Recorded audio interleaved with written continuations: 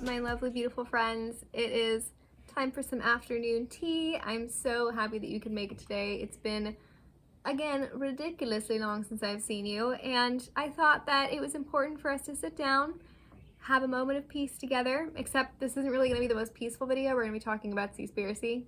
But still, it is a beautiful day outside. It is nice and overcast. It is 67 degrees outside here where I am. I'm on this lovely porch. Please enjoy the bird noises in the background and the lovely ambiance of the forest as we sit down and talk about environmental destruction.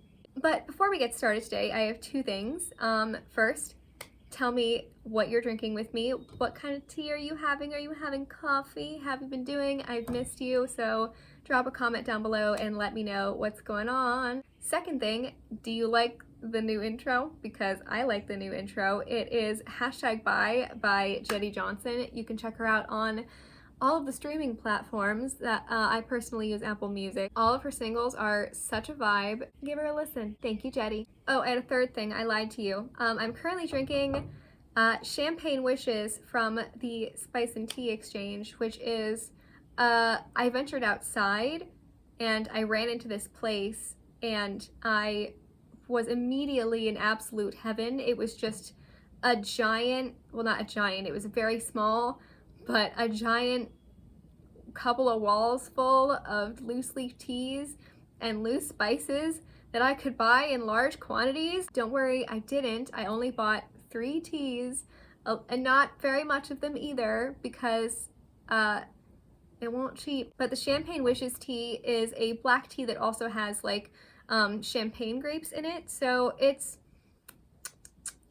kind of like it's not sweet, it's not fruity, it's a black tea that has like basically exactly what it is, like a little kind of like a little champagne pop to it. You know that flavor that you get when you drink champagne? There's a little bit of that in there. Okay, so let's talk about Seaspiracy. I'm not going to go into like the details of the documentary because that's what the documentary is for. You can go watch it, but I'm going to tell you my personal thoughts and, you know, why it is that I think everybody should watch it. This is just my personal reaction to these things, and I thought that we could, like, you know, sit down over a little tea and talk about it. If you have watched Seaspiracy, let's chat about it. If you haven't, then you're welcome to listen to my thoughts and then go give it a watch. So the first thing I noticed was that the format of Seaspiracy was very much so similar to Cowspiracy. So basically you have a documentary filmmaker who is seeking to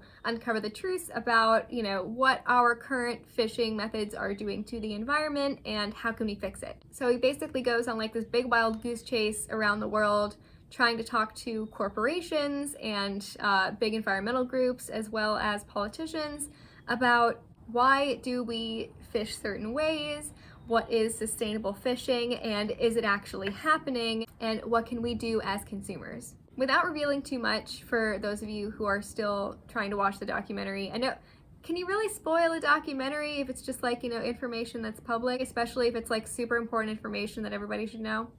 But I'll give you like the general like layout of how it goes. So he goes on this big goose chase trying to talk to everybody, discovers a whole bunch of statistics talking to experts about what our current practices are doing to the oceans and what that means for the entire planet. He tries to find if there is a sustainable way to continue eating the way we do. He discovers the severe human rights violations that are deeply ingrained into the fishing industry, and then he goes into the ethics of eating animals in general. Then at the end, they give us a quick, you know, here's what we can do right now. To be completely perfectly honest, none of the statistics as far as the environmental destruction caused by the fishing industry were of any surprise to me. It was just kind of like, you know, morbid confirmation of, you know, what I already knew was going on. I will say that like the main thing that stuck out to me was, you know, the whole dolphin safe tuna thing. Again, I'm not gonna like go into the whole thing because I want you to watch it. Quick spoiler here, the statistic where he said that on average for this small fishery 45 dolphins were killed for every 18 tuna. Also, that the vast majority of the plastics that are in the ocean are actually fishing nets and fishing gear. Now, in contrast, the two things that really did shock me in this documentary, first and foremost, if there's absolutely nothing else that compels you to watch this documentary, not, the environment, the whales, if there's absolutely nothing else that compels you to watch Seaspiracy, you should watch it in order to hear the testimony, the accounts of former ship slaves discussing their captivity on fishing ships.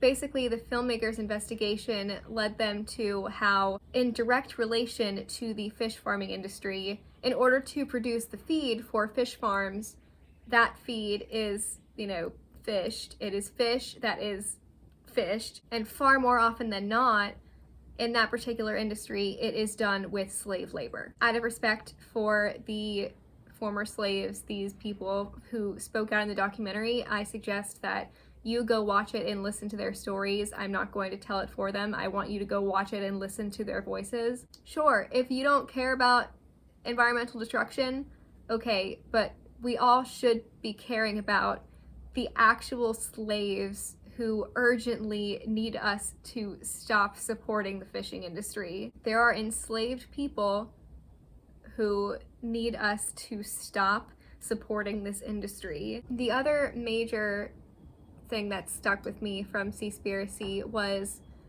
that how they filmed a sustainable whale hunt. Yes, they give you so much warning that they're about to go see and film and record and present to us a whale hunt, but nothing could have possibly prepared me for what exactly that meant and the complete horror scene that was strewn out for us on camera. I watched the scene twice. I watched the scene 2 times, and both times I sobbed because it was so incredibly upsetting to watch unfold in front of my eyes. Basically, we saw a whole horde of people, first in boats, rounding up this whole pod of whales, pushing them towards shore. And then once they're in the shallow waters, there's this big group of men who just comes and pulls them in with ropes and, does the rest. And it's so disturbing. I don't know what you guys thought. I don't know if you've seen it, if you also found that to be one of the most striking moments, at least striking visual moments. For me, that really just, yeah.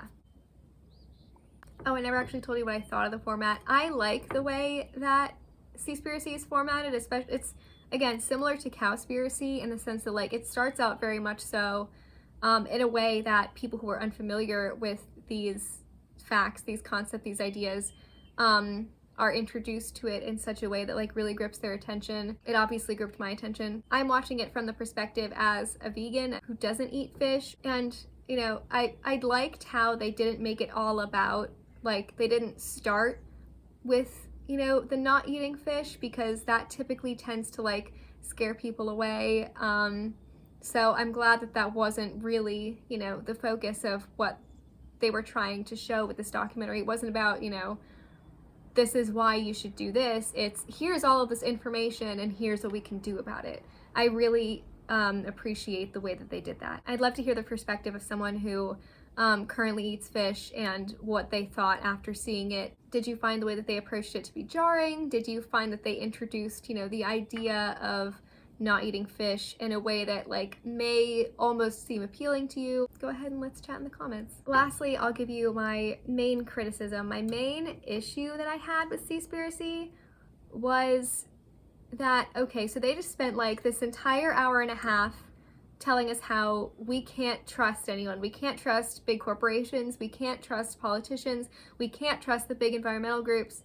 So what we have to do, this is how they ended it. What we have to do is stop consuming fish and sea animal products. They very much so present it in this super hopeful manner that we have the power to, all of us right now, make this one simple, super easy choice in our lives to stop buying these products, stop feeding into this industry, stop consuming, stop killing these animals. And the oceans will recover. The oceans are very capable of bouncing back at a very quick rate. So it's going to be okay as long as we do this thing. It's going to be great, super hopeful music, happiness. It ends very abruptly there with, here's what we got to do. We got to stop eating fish, and then it's going to be okay. You can do it. And then it ends. For me personally, yes, okay, the biggest thing that, like the easiest thing, the biggest and easiest thing that all of us can do that will have a major impact is stop buying these products. Supply and demand, the big corporations will stop, producing, harvesting seafood. So therefore, the power is in our hands. I firmly believe that yes, that is the best thing that we all personally can do right now at this moment. But isn't it also like, what else can we do now that we know that we cannot trust these big environmental groups to have our backs? Like, what can we do to hold these groups accountable for basically like tricking the entire human population into thinking that they're doing what they say they're doing?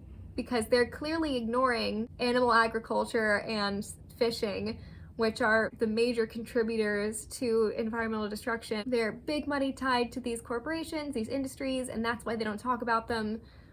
So what can we do to hold them accountable?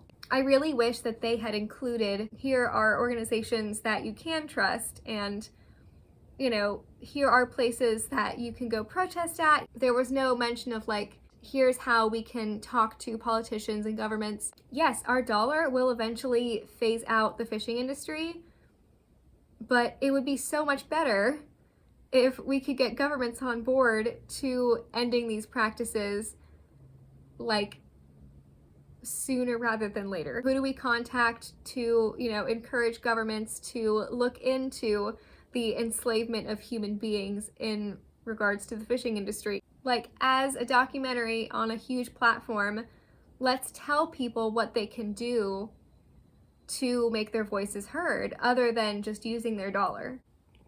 All in all, that's my only real major criticism, and I highly suggest that everybody watch this documentary because there is such super important information that I think everybody who either eats seafood or just like everybody who lives on this planet, because I'm pretty sure like everybody who watches my videos currently lives on Earth, everybody should go watch this documentary.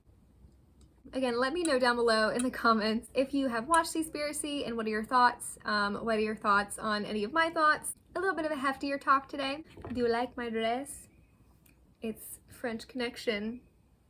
I thrifted it. Thank you so much for having a little tea with me and chatting about a little TV. I am super grateful that you were able to come and chat with me. I love you very much, and I will hopefully see you tomorrow or the next day. We'll see. Bye. Whatever I say, it goes, you see. That's how it's supposed to be. If you want the program, then go, please. You're just my trophy, right?